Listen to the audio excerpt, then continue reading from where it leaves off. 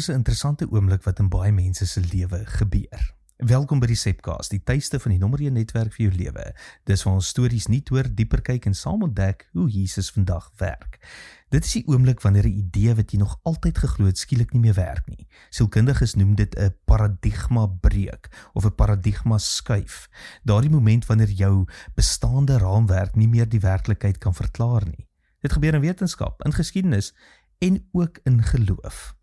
Thomas Kuhn, die bekende wetenskapsfilosoof, het dit jare gelede beskryf. Hy het gesê wetenskap beweeg nie altyd geleidelik vorentoe nie. Soms gebeur daar iets wat die hele raamwerk verander, 'n ontdekking wat eenvoudig nie meer in die ou manier van dink pas nie. En wanneer dit gebeur, moet die hele storie herskryf word. Iets soortgelyks het gebeur met die eerste Christene, want vir hulle het die wêreld baie logies gewerk.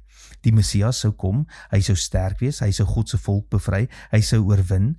En toe gebeur die kruis, en skielik pas niks meer nie.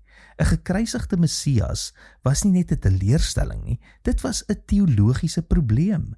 Volgens hulle verstaan van die skrif moes iemand wat sou sterf, deur God vervloek wees. Maar dan gebeur iets wat alles verander. En Paulus beskryf die implikasie daarvan in 1 Korintiërs 1:23-24. Gaan lees dit bietjie. Ons verkondig Christus wat gekruisig is, 'n struikelblok vir die Jode en dwaasheid vir die Grieke. Maar vir die wat geroep is, Christus, die krag van God en die wysheid van God. Nou dis 'n merkwaardige vers. Paulus sê nie dat die boodskap maklik is om te glo nie. Hy sê eintlik die teenoorgestelde. Die boodskap klink aanvanklik soos dwaasheid, maar hier is die vreemde ding oor waarheid. Soms lyk dit eers absurd voordat dit jou wêreldbeeld herskep. Dink aan hoe die disippels moes voel. Hulle het 'n sekere storie oor God gehad, 'n sekere storie oor die wêreld, 'n sekere storie oor hoe verlossing werk. En toe gebeur iets wat nie in hulle storie pas nie. En skielik moes hulle alles heroorweeg. Nie net een teologiese idee nie, die hele raamwerk. Dit is presies wat 'n paradigma verpletterende gebeurtenis doen. Dit vra nie net vir 'n klein aanpassing nie, dit vra vir 'n nuwe manier van kyk na alles. En hier is waar dit vir ons vandag interessant raak. Baie mense dink geloof is net 'n stel idees wat jy by jou bestaande lewe voeg, soos 'n soort morele byvoeging.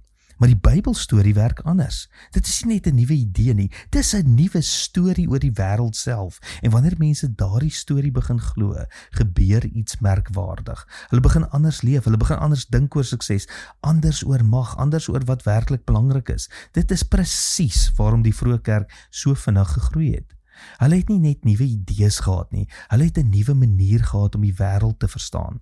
En dit is presies wat ons as gemeente probeer leef. Ons wil nie net 'n plek wees waar mense interessante idees oor geloof hoor nie. Ons wil 'n nommer 1 netwerk vir jou lewe wees. 'n Gemeenskap waar mense saam ontdek dat die storie van Jesus nie net 'n teorie is nie, maar 'n nuwe manier om na die hele wêreld te kyk. Want soms verander jou lewe nie wanneer jy meer leer nie, maar wanneer 'n storie jou wêreldbeeld breek en iets nuuts begin bou.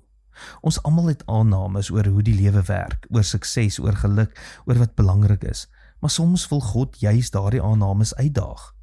Neem vandag iewers 'n eerlike oomblik en vra, is daar 'n area van my lewe waar ek net volgens my eie logika leef, eerder as volgens God se manier?